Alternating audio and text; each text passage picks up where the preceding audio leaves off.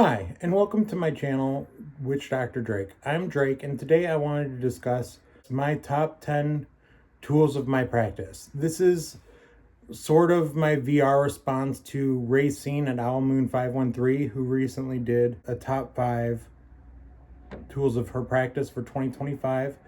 And I thought that was a fun topic, so I did a top 10 tools of my practice for 2025. So let's get right into it with number 10.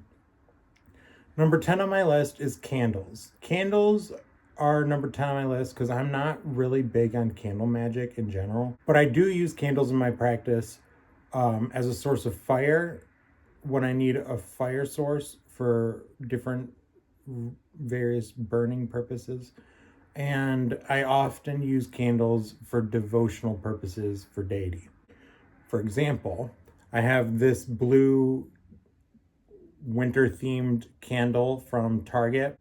I use this candle as a devotional candle to Boreas this winter. So I've been using that.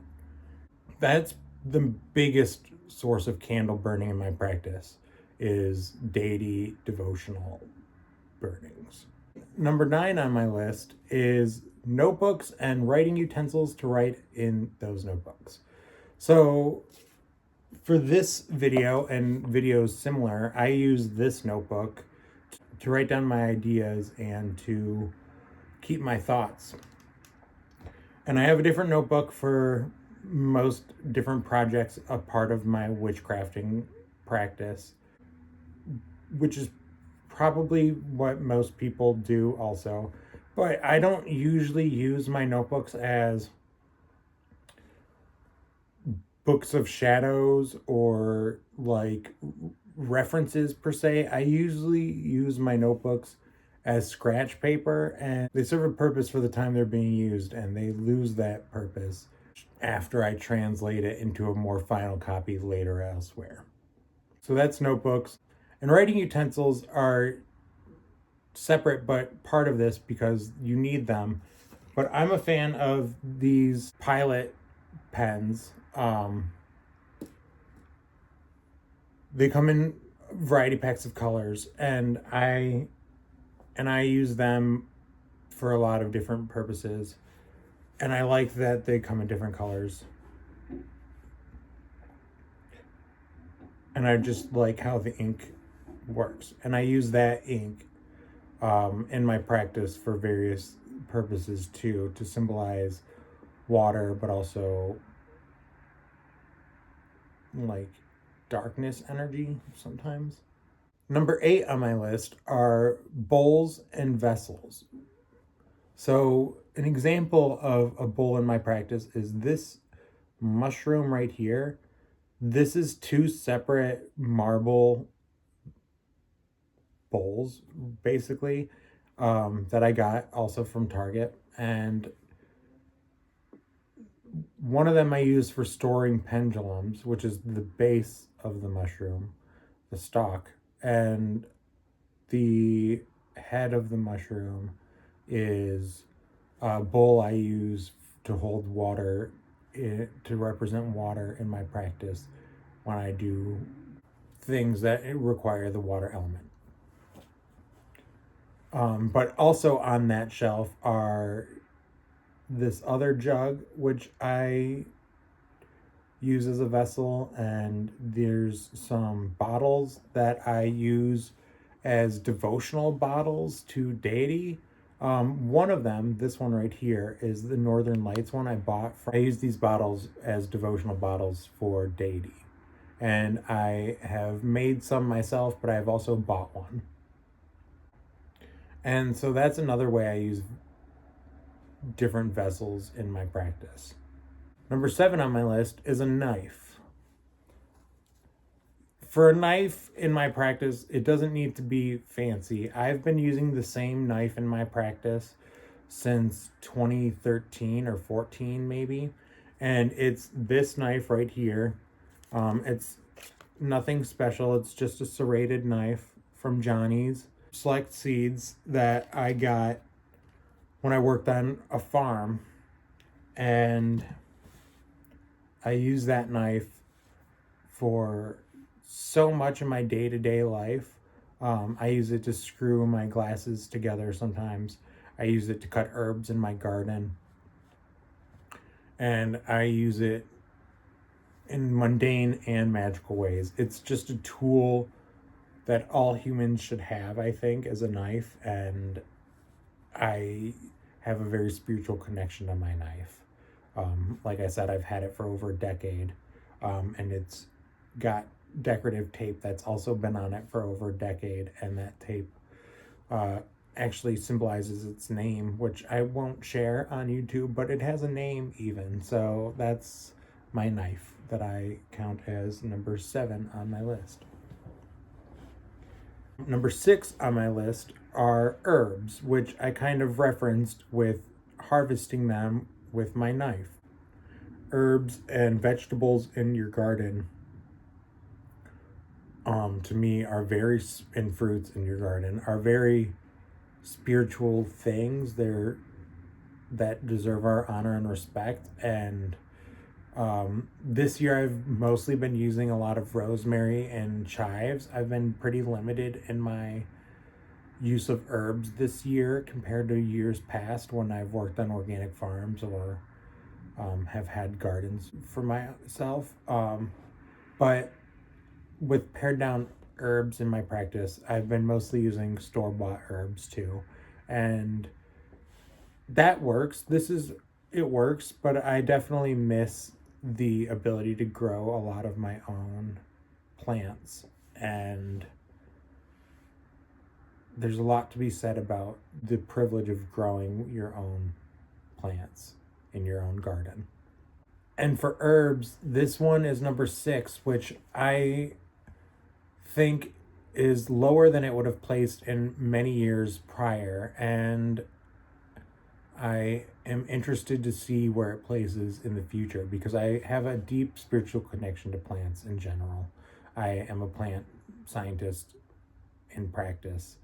And so I have a deep veneration and regard for plants. So I just am interested to see where herbs place, and just plants in my practice in general, place in future years. I think they'll place higher than 6, but because they have been higher than 6 in the past. But this is the first video I'm actually making. Number 5 on my list is clothing and jewelry. And that's kind of funny because I usually dress somewhat dowdy in my day-to-day life, to be honest. I mean, I've worn only like hoodies on YouTube so far. And that's because clothing to me is about feeling comfortable. Clothing helps me feel comfortable and like protected. It doesn't really offer much protection except for from the elements, obviously, but it gives me a false sense of security. And so I use clothes for a false sense of security. But also jewelry is on this list because jewelry I consider a subset of clothes, and I use jewelry much more intensely in my practice. I have a few gemstone necklaces that I use as kind of thought form-esque idols, and they do various tasks for me in my day-to-day life when I'm wearing them. The most prime example of this is actually my engagement ring. My engagement ring has 3 diamonds in it, and I use each of those diamonds, and each one of those diamonds is a separate thought form, and so is the wedding band itself. I won't go into explicitly how each of those diamonds serves me or the wedding band itself, but the wedding band itself is kind of basic. I will explain that. It acts as the guardian to the other 3, mostly, and to the bond of my relationship also. Number 4 on my list is very tangential from jewelry which is rocks, which I mostly use rocks that I find in the environment, but I do buy some of my own rocks, and I'll share some of those rocks, both found and bought, in the future on this channel. But I really am interested in found rocks mostly. I live in a place where agates are pretty common to be found, and I use agates super intensely. But I also like pyrite when I find it, and any rock. I really get into the geology of the rocks, and then I assign different geological forms different properties, and then I ascribe individual rocks that I find of that type to do that task. And I'm kind of neurotic about my rocks, honestly. I have a whole spreadsheet of the rocks I collect, where I found them and what they look like in images and descriptions. And each rock I have in my collection serves a different purpose, and I am very connected to my rocks. Overly connected to my rocks. I'm very overly connected to my rocks. And part of the rocks, tangenting from rocks, but is a subset of rocks, are pendulums I use. I have bought these. And pendulums don't have to be made out of rock or mineral. They could be metal or a stick or anything really. But I use mostly mineral pendulums, and so those serve twofolds as pendulums, but also as elemental rock servitors. I could go on and on about rocks in my practice, and maybe someday I will make a whole video about rocks in my practice. But for right now, rocks are number 4. Maybe they should be higher, but they're, in my mind, they're number 4. Number 3 in my practice is media. And media, in my mind, is a broad umbrella that includes YouTube videos, film and TV, books and manga, and also music. And those broad media categories serve kind of 2 purposes in my practice. The first purpose in my practice that media serves is inspiration. So I get a lot of inspiration for my practice from different media forms. And in that vein of inspiration, the second thing I get from media is that media is my biggest form of teaching. Now that I'm no longer a student and I'm more a student of the world, media is a form of education in my mind, and it helps me connect to the world around me and the collective consciousness of the time, whenever the media was made. The number 2 tool in my practice are cards. And cards in my practice are tarot cards, oracle cards, and playing cards. And this channel has predominantly been about tarot and oracle cards so far, and it probably will continue to be predominantly about those, which is why they're number 2 on my list. So yeah, cards are a huge part of my practice and are probably number 2.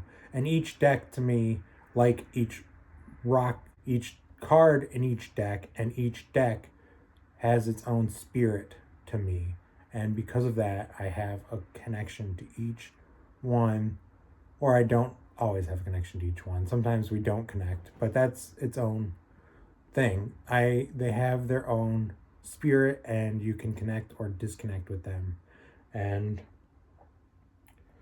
they also allow you to connect to the other witches in the world using them for the same practice that I am. So that's also a use of cards in my practice. Number 1 on my list is actually what I'm using to record this video, my phone, and what is just below this video, my laptop. My phone and my laptop and the cloud in general. The cloud is where I store my Book of Shadows. So my Book of Shadows I create and curate on my laptop and phone predominantly. I write a lot of my things on my phone, but I draw and doodle and put images in with my laptop. And I store it all in the cloud, which can be accessed at either one. And that's my Book of Shadows. It's always with me everywhere I go. And it's even off the, like, I have versions of it downloaded that are off the cloud also. So technology is my number one tool for my witchcraft practice. It is where everything, all of my information, it's my second brain, basically. Technology is. It really functions as a whole repository for all of the information that I can't actually keep in my human biological brain. So that is my list of top 10 tools for my witchcraft practice. Thank you for being here, listening to, if you've made it this far. Don't forget to like, leave a comment, and subscribe. Thank you. Bye.